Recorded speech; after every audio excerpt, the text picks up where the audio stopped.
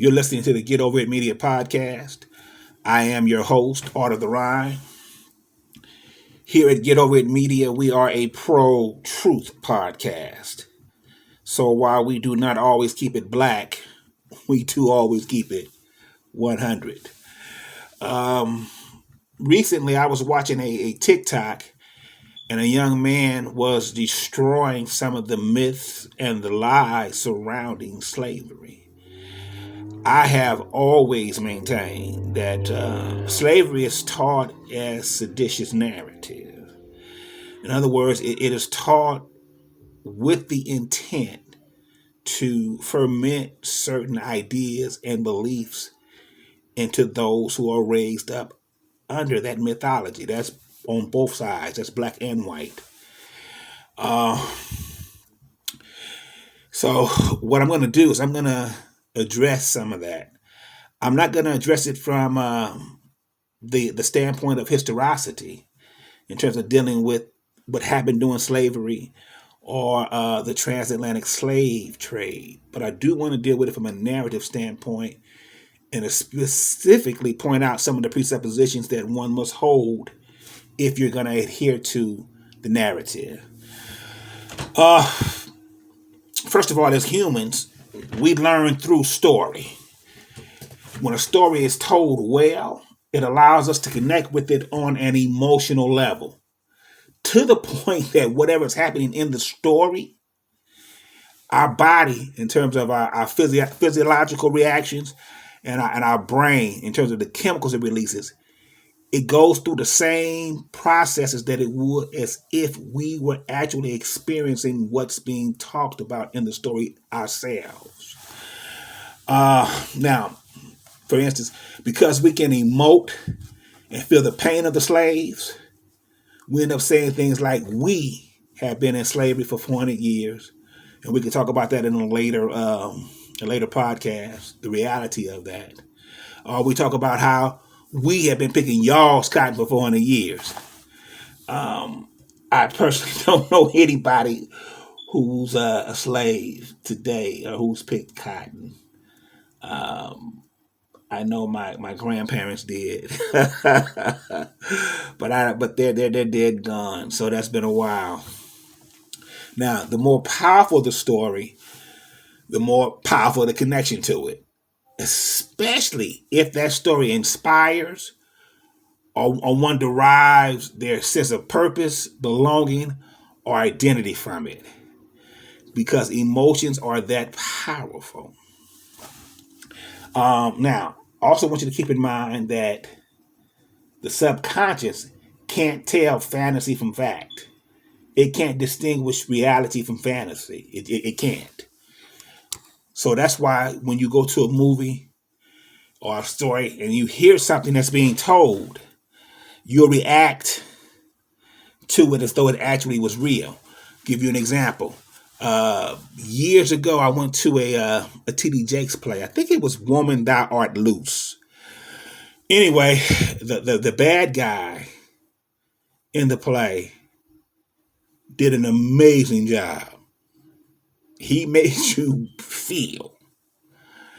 And he did such a great job that at the end of the play, when they were bringing the cast out to introduce them for the round of applause, he got booed because he did such a convincing job. And the people in the audience, they were reacting as if he was really that person, and what they saw was actually real, and it wasn't. It's a perfect example. Also, I think it's important to understand that here in America, we are taught to filter everything through our emotions. We see everything through the prism of race, and we filter everything through our emotions, and that is intentional. So basically, truth will always be subordinate to our beliefs. Feelings will always trump facts. So in other words, something is true simply because somebody believes it to be that way. And the stronger they feel it, the more it must be true. That's why you hear people saying things like, I feel. And now we're dealing with a whole, let's not digress into that today. That'll be another podcast. Now, let me give you another example of what I mean when I talk about presuppositions, because there are certain presuppositions that you must hold. Give you an example. There is evidence that the original Greeks were black. There is evidence. Now, if this is true, this would destroy dozens of presuppositions. One, it would destroy the lie that all black people come from Africa, which is patently false. Blacks are indigenous to the entire planet, not just one geographical location, as they would have you believe. Now, also, it would destroy this myth. It would destroy the myth of who civilized who. Bear in mind that Greek culture is the fount from which all Western civilization sprang. If that's true, then blacks are the creators and the progenitors of Western culture, philosophy, religion, and thought. Again, we're talking about presuppositions. So let's get back to this whole slavery issue and the way it's taught. Again, not talking about the historicity of it all. I'm talking about the presupposition that one must hold if the way it is taught is actually true. For example, we don't teach that blacks also own slaves here in America. And presuppositionally, when you teach somebody that, what they tell themselves is that, well, they were doing it for altruistic reasons. They were doing it to keep families together. They were doing it to protect them. No, they was doing it same reason white people was doing it. They wanted to make some money through exploitation of labor. Okay, now, so they're saying that 10 million plus came out of the transatlantic slave over a period of about 200 some years. So that's about 17,000 transatlantic sea voyages. That's a lot of voyages. Now, support that narrative. Here's what you must believe. Number one, that black equals slave. That black equates to slavery. So that your blackness makes you a slave by definition. Again, that's the way the narrative is taught. That all black people here in America came from slaves. Again, that's provably false. It also means that white equal oppressor and master. Despite the fact that most white people here in America, the ones that are indigenous here, they come from poor white trash. And a lot of them came post-slavery. Also poor white trash. Now, I want you to see the Hegelian principles at work there. You cannot have black without white. You cannot have slave without master. That's why it's taught that way.